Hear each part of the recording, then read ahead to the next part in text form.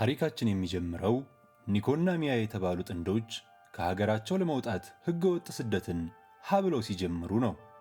የስደታቸው ምክንያት ደግሞ በሀገራቸው በተከሰተ ከፍተኛ ረሃብ ምክንያት መንግስት ሕፃናትን፣ ነፍሰ ጡር ሴቶችንና አረጋውያንን መግደል በመጀመሩ እነሱም የመጀመሪያ ሴት ልጃቸው የዚህ ሰለባ በመሆኗና ሚያ ደግሞ ነፍሰ ጡር በመሆኗ ነው። ገና በጉዟቸው ጅማሬ ኒኮ ያለውን ገንዘብ ሁሉ ለደላሎቹ ቢሰጣቸውም በቂ እንዳልሆነ ነግረውት የቃል ኪዳን ቀለበታቸውን ሳይቀር ያስጨምሯቸዋል። ጉዞ የሚያደርጉበት የዕቃ መጫኛ ኮንቴነር ውስጥ ኒኮ ጃኬቱን ለሚያ ሲደርብላት ኪሱ ውስጥ ቸኮሌት አግኝታ የት እንዳገኘው ስትጠይቀው ሚስጥር እንደሆነና አየርላንድ ሲደርሱ ደስታቸውን እንዲያከብሩበት እንድታስቀምጠው ይነግራታል። በጉዞአቸውም ወቅት ጉዞውን የምታስተባብር ሴት ለአየር መግቢያ የሚሆን ቀዳዳ በቻርጅ በሚሰራ ድሪል ስትበሳ እናያለን። አንዲት ስደተኛ በሞባይል ስልኳ ጌም ስትጫወት ይቺው አስተባባሪ ስልኳን ትነጥቃታለች። በዚሁ ሰዓትም ሚያ የጽንሱን እንቅስቃሴ ከሰማች 2 ቀን እንዳለፋትና እንደፈራች ስትነግረው ኒኮ ምንም እንደማትሆንና ልጃቸውም ሴት እንደምትሆን ስሟንም ኑዋ እንደሚሏት ነግሯት ያረጋጋታል። የተወሰነ እንደተጓዙ መኪናው ቆሞ የኮንቴነሩ በር ሲደበደብ ኒኮ ምን እንደሆነ ለማጣራት ወደ በሩ ሲደርስ በሩ ተከፍቶ ሌሎች በርካታ ስደተኞች እየተጋፉ ኒኮን እያለፉ ወደ ኮንቴነሩ መግባት ይጀምራሉ። የደላሎቹ አለቃ ሽጉጥ በመተኮስ ግፊያውን አስቁሞ ሌላ መኪና ስላለ ግማሾቹ ወደዚያ እንዲሄዱ ያዛል። ይህኔ ኒኮ የኮንቴነሩ በር ላይ ስለነበር ወደ ሚያ ለመመለስ ቢሞክርም ደላሎቹ በኃይል አውርደውት ኮንቴነሩን ይዘጉታል። ውድ ተመልካቾቻችን ለቻናላችን አዲስ ከሆናችሁ ሰብስክራይብ በማድረግ ቤተሰቡን ተቀላቀሉ። ሚያ ኮንቴነሩ ላይ ባለው ቀዳዳ ኒኮ ወደ ሌላ ኮንቴነር ሲገባ ተመልክታ የደበቀችውን ስልክ በማውጣት ወደ ኒኮ ትደውላለች። ኒኮም ስልኩን አንስቶ ማንንም እንዳታምንና ወደቡ ላይ እንደሚገናኙ ቃል ገብቶላት የስልካቸውን ባትሪም መቆጠብ እንዳለባቸው ነግሯት ስልኩ ይዘጋል። ጉዟቸውን ቀጥለውም እነ ሚያ የሚጓዙበትን መኪና ወታደሮች ለፍተሻ ሲያስቆሙት እነ ኒኮ የተጫኑበት መኪናም በቦታው ይደርሳል። እነ ሚያ ያሉበት ኮንቴነር ለፍተሻ ሲከፈት እነ ሚያ ኮንቴነሩ በተሰራለት ድብቅ ክፍል ስለተደበቁ ከተወሰኑ የዕቃ ሳጥኖች ውጪ ምንም አልተገኘም። ነገር ግን የወታደሮቹ አለቃ ስለተጠራጠረ ከውስጠኛው ጫፍ አንድ ወታደር በማስቆም እሱ በውጭ በኩል በመሆን እንዲተኩስ ትዕዛዝ ሰጥቶ ወታደሩ ሲተኩስ ጥይቱ የኮንቴነሩ ግማሽ ላይ ስለወጣ ኮንቴነሩ ድብቅ ክፍል እንዳለው ያረጋግጣል። አለቃውም ወደ ውስጥ በመመለስ በሰላም የሚወጡ ከሆነ ምንም እንደማይሆኑና አይ ካሉ ግን መጥፎ ነገር እንደሚደርስባቸው ይናገራል። በዚህ ሰዓት ሚያ እነሱ ያሉበት ክፍል ውስጥ ተደራርበው የተቀመጡ ሳጥኖች ላይ ወጥታ ትደበቃለች። የወታደሮቹ አለቃ የተኩስ ትዕዛዝ ሊያስተላልፍ በነበረበት ሰዓት ቀድማ ስልክ ተቀምታ የነበረችው ሴት የክፍሉን በር ትከፍታለች። ይህኔ ወደ እሷ ተመልሶ ተኩሶባት ሁሉንም እንዲገድሏቸው ትዕዛዝ ያስተላልፋል። ወታደሮቹ ሁሉንም ሲገድሏቸው ሚያ ብቻ በመደበቋ ትተርፋለች። ወታደሮቹ የድብቁን ክፍል ግድግዳ አፍርሰው አስከሬኖቹንና ዕቃዎቻቸውን ከኮንቴነሩ ያወርዳሉ። ወታደሮቹ እንደሄዱም ሚያ ሁሉንም እንደገደሏቸውና እሱም እንዲደበቅ ለኒኮ የድምፅ መልእክት ትልክለታለች። ሚያ ያለችበት ኮንቴነርም ወደብ ላይ ደርሶ ወደ መርከብ ይጫናል። ሚያ ለኒኮ ደጋግማ ብትደውልም ስልኩ አይሰራም። መርከቡ ጉዞ እንደጀመረ ወታደሮቹ ያላዩት የጉዞ አስተባባሪዋን ቦርሳ ሚያ ታገኛለች። በውስጡም ድሪል፣ ውሃ፣ መብራትና ሌሎች ጠቃሚ ነገሮችን ታገኛለች። ምሽት ላይ ከፍተኛ ማዕበል ተነስቶ መርከቧ ስትናወጥ ሚያ ሰዎች እንዲደርሱላት እየጮኸችና ኮንቴነሩን እየደበደበች ባለችበት እሷ ያለችበት ኮንቴነር ወደ ውቅያኖስ ይወድቃል።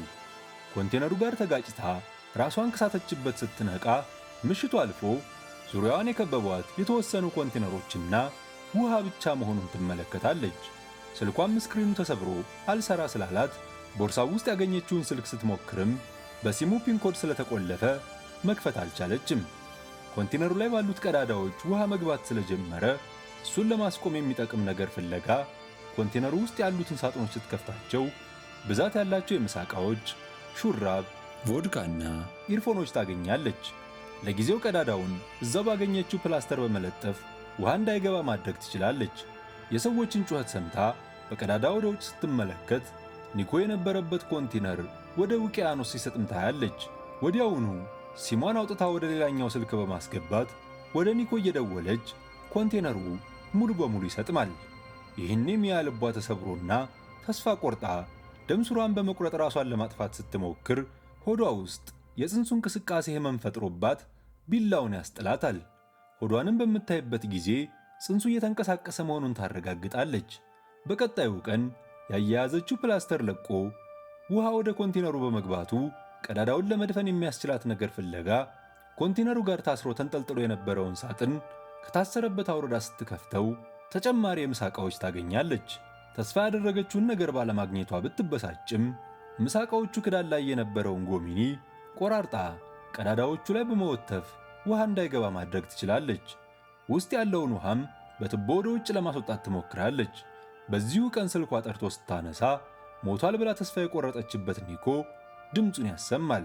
ኒኮ ሾፌሩ ከድቷቸው ከከተማ እንደወጡ እንዳስወረዳቸውና ከሷ ለመድረስ የተወሰነ ጊዜ እንደሚፈጅበት ሲነግራት ሚያ ያለችበት ኮንቴነር ከመርከብ ላይ ወድቆ መሃሉ ውቅያኖስ ላይ ብቻዋን እንዳለች ትነግረዋለች።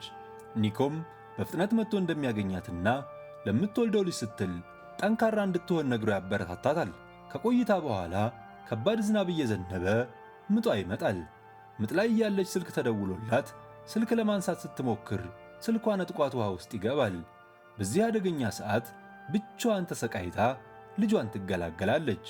እንዲያም ሆኖ ግን ጡቷ ወተት ስላልነበረው ሕፃኗ በረሃብ ያለማቋረጥ ታለቅሳለች። በቀጣይ ቀን አንድ ሐሳብ ብልጭ ብሎላት የኮንቴነሩን ጣሪያ በድሪል መብሳት ትጀምራለች። አመሻሽ ላይ ጡቷ ወተት ማፍሰስ ስለጀመረ ልጇን ታጠባለች። ንጋት ላይ ኮንቴነሩን መብሳቷን ብትቀጥልም ድሪሉ ቻርጅ ስለጨረሰ መስራት ያቆማል። በዚህ ተስፋ ብትቆርጥም እዛው ያገኘቻትን ሁለገብ መሳሪያ እንደ መጋዝ በመጠቀም ለመቁረጥ ትሞክራለች። ቀናት ሲያልፉ ረሃቡ ስለጠናባት የእንግዴ ልጇን ሳይቀር ለመመገብ ትገደዳለች። በዚህ አስከፊ ሁኔታ ውስጥ ሆና ከኮንቴነሩ መውጣት የሚያስችላትን መስኮት የሚያህል ቀዳዳ መፍጠር ቻለች። በዚህ ቀዳዳ ከኮንቴነሩ ወጥታ ለልጇ እንደ ዳይፐር ስትጠቀምበት የነበረውን የሹራብ ቅዳጅ ወደ ባህር ውስጥ ጥለው ዓሣዎች የሕፃኗን ካካ ለመመገብ ሲሻሙ ስለተመለከተች ዓሣዎቹን በብረት ወግታ ለመያዝ ብትሞክርም ሳይሳካላት ይቀራል። አቅም አጥታ ኮንቴነሯ አናት ላይ በወደቀችበት ቅጽበት እሷ ባለችበት የሚያልፍ አውሮፕላን ስትመለከት በፍጥነት ወደ ኮንቴነሩ ገብታ የመስታወት ስባሪ ይዛ በምትወጣበት ወቅት የኮንቴነሩ ላሜራ በአደገኛ ሁኔታ እግሯን ይቀዳታል። የሚፈሳትን ደም ለማስቆም በቮድካው ቁስሏን ካጠበች በኋላ በከፍተኛ ስቃይ እዛው ባገኘችው ሽቦ ትሰፋዋለች። በቀጣዩ ቀን በኢርፎን ገመዶች መረብ በመስራት ዓሣ ማጥመዱ ተሳክቶላት በጥሬ ዓሣ ረሃቧን ታስታግሳለች። ሰዎችም ይደርሱላት ዘንድ የአደጋ ጊዜ ምልክቶችን በምሳ ዕቃዎች እያሸገች ባህሩ ላይ በየአቅጣጫው ትበትናለች። በየመሃሉም ኮንቴነሩ ውስጥ ያለውን ውሃ በቱቦ ወደ ውጭ ታስወጣለች። ምሽት ላይ ሕፃኗን ለማስተኛት ስታባብል ኮንቴነሩ ጋር አንድ ነገር እየተጋጨ ስለሰማች ምን እንደሆነ ለማወቅ ስትወጣ እሷ ከበተነቻቸው ምሳ ዕቃዎች አንዱ ሆኖ ታገኘዋለች። በዚሁ ቅጽበት ኒኮ ደውሎ ስልኳ ስለተሰበረ ቢያስቸግራትም ደጋግማ ሞክራ ስልኩን ታነሳዋለች። ኒኮ ወደ እሷ እየመጣ እንደነበርና ነገር ግን ወታደሮቹ አግኝተውት ከእነሱ ሲያመልጥ ተኩሰው እንደመቱትና ብዙ ደም ስለፈሰሰው ሊሰናበታት እንደደወለ ይነግራታል። ሚያም ሕፃኗ እንደተወለደችና ስሟንም ኑዋ እንዳለቻት ነግራው የሕፃኗን ድምፅ ካሰማችሁ በኋላ እንደምታፈቅረው እየነገረችው ስልኳ ቻርጅ ስለጨረሰ ስልኩ ይቋረጣል። ከቀናት በኋላም ኮንቴነሩ ውስጥ ያለው ውሃ ከሚያ ቁመት በላይ ስለሆነ ኑሯቸውን በኮንቴነሩ አናት ላይ በማድረግ ኮንቴነሩ ከሰመጠ መንሳፈፍ የሚያስችላቸውን ታንኳ ምሳ ዕቃዎቹን አንድ ላይ በማሰር እየሰራች ባለችበት አንዲት እርግብ መጥታ ሚያ ያተረፈችውን ዓሣ ስትመገብ ለመሬት እንደቀረቡ ስለተረዳች ሚያ ደስ ይላታል። ወደ ኮንቴነሩ የሚገባው ውሃ ጨምሮ ኮንቴነሩ ወደ ባህሩ መስመጥ ሲጀምር ሚያ ወደ ውስጥ ስትመለከት የልጇን ፎቶ አይታ ለማውጣት ስላልደረሰችበት ወደ ኮንቴነሩ ትገባለች። ፎቶውን አግኝታ ቀና ስትል ኒኮ የሰጣትን ቸኮሌት ራቅ ብሎ ትመለከታለች። ቸኮሌቱን ለማምጣትም የበለጠ ወደ ውስጥ ስትገባ ተጠላልፈው የተቀመጡ የዕቃ መጫኛ ሸራዎች እግሯን ጠልፈው ይይዟታል። በዚሁ ቅጽበት ኮንቴነሩ ሲሰጥም ኑዋ በተሰራላት ታንኳ ሰፋ ትቀራለች። ሚያም በከፍተኛ ትግል እግሯን ጠልፎ የያዛትን ሸራ ቆርጣ ከኮንቴነሩ ትወጣለች። ነገር ግን ኖዋን ማግኘት አልቻለችም። የአሳ ነባሪ ድምፅ ስትሰማም የበለጠ ትጨነቃለች። አሳ ነባሪው ኖዋ ያለችበት አካባቢ ሲተነፍስ ከባህሩ የተነሳው ውሃ ኖዋን ሲረጫት ኖዋ ማልቀስ ትጀምራለች። ይህኔ ሚያ በፍጥነት ድምጿን ወደ ሰማችበት ስትሄድ ዕድለኛ ሆነው አሳ ነባሪውም ትቷቸው ይሄዳል። በቀጣዩ ቀን አሳ አጥማጅ ቤተሰቦች ከጀልባቸው በቅርብ ርቀት እርግቦች አንድን ነገር ሲዞሩ ስለተመለከቱ ለማጣራት ወደ ቦታው ሲሄዱ ኖዋ ያለችበትን ታንኳ ያገኛሉ። ኖዋን ብቻዋን ስላገኟት ግራ እንደተጋቡ ከታንኳው ጋር የተያያዘውን ገመድ ሲጎትቱት ሚያ ራሷን ስታ ከሰመጠችበት ባህር ብቅ ትላለች።